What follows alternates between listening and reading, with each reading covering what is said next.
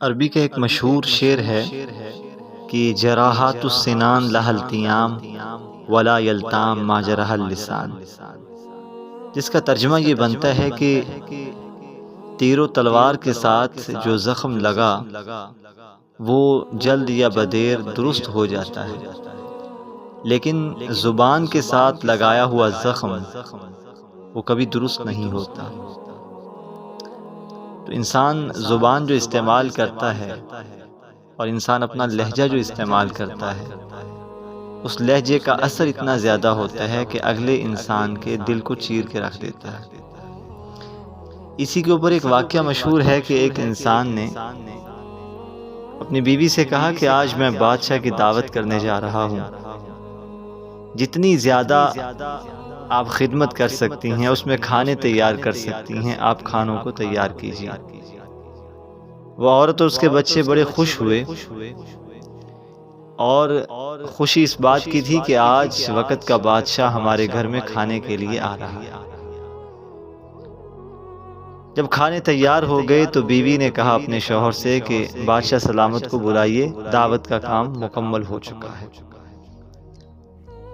تھوڑی دیر کے بعد وہ انسان آیا، اس کے ساتھ ایک شیر تھا۔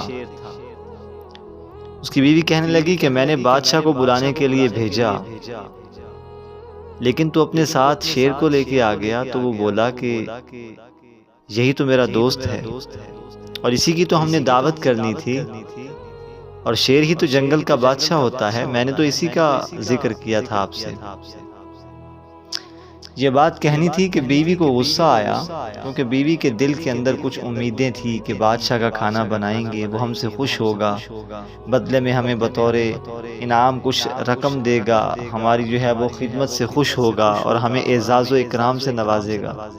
تو وہ سارے امیدیں اور سارے ارمان اس کی بیوی کے ٹوٹتے ہوئے جب دکھائی دیے تو اس کی زبان سے بڑی کڑوی کسیلی باتیں نکلی۔ کہنے لگی کہ تو ایسا ہے، تیرا دوست ایسا ہے، یہ کوئی بادشاہ ہے، اس کی شکل دیکھو بادشاہوں جیسی نہیں ہے، طرح طرح کی باتیں کی۔ شیر سنتا رہا۔ سننے کے بعد اس نے تھوڑا بہت کھانا کھایا اور جاتے وقت جب وہ آدمی اس کو جنگل میں چھوڑ کر واپس لوٹنے لگا تو شیر کہنے لگا کہ تو میرا دوست ہے، دیکھ میں نے زندگی میں کبھی تم سے کسی چیز کا سوال نہیں کیا، لیکن آج کرتا ہوں، تم مجھ سے وعدہ کرو کہ میں جو کچھ کہوں گا تم اس کو مانو گے۔ اس نے کہا یار تو میرا دوست ہے، مانگ جو مانگنا ہے میں دینے کے لیے تیار ہوں، تم نے واقعتاً کبھی مجھ سے کوئی چیز کا مطالبہ نہیں کیا۔ تو وہ شیر کہنے لگا کہ یہ کلہاڑی اٹھاؤ اور میرے سر کے بیچوں بیچ اس کو مارو۔ وہ بڑا حیران ہوا کہ یہ کیسے ہو سکتا ہے، کہا میں تمہیں حکم دے رہا ہوں۔ اس انسان نے نہ چاہتے ہوئے بھی کلہاڑی کو اٹھایا اور شیر کے سیدھا سر کے اوپر مارا۔ ایک بہت گہرا زخم لگا، خون بہنے لگا۔ شیر کہنے لگا تو چلا جا، یہ زخم ٹھیک ہو جائے۔ وہ انسان پلٹ کر واپس آیا۔ 1 سال کے بعد شیر نے کہا کہ آؤ، آج میرے گھر کے اندر تمہاری دعوت ہے، اپنے بال بچوں کو بھی لے کے آ جانا۔ وہ انسان بڑا خوش ہوا، اپنی بیوی بچوں کو ساتھ لے کر جنگل میں گیا۔ انہوں نے دعوت کا اہتمام کیا تھا، کھانا کھایا۔ کھانا کھانے کے بعد شیر کہنے لگا کہ دیکھ اے میرے دوست، تم نے سال پہلے جو میرے سر پر کلہاڑی ماری تھی اور زخم ہوا تھا، کافی گہرا زخم تھا، آج دیکھو اس کا نام و نشان بھی تمہیں نظر نہیں آئے گا۔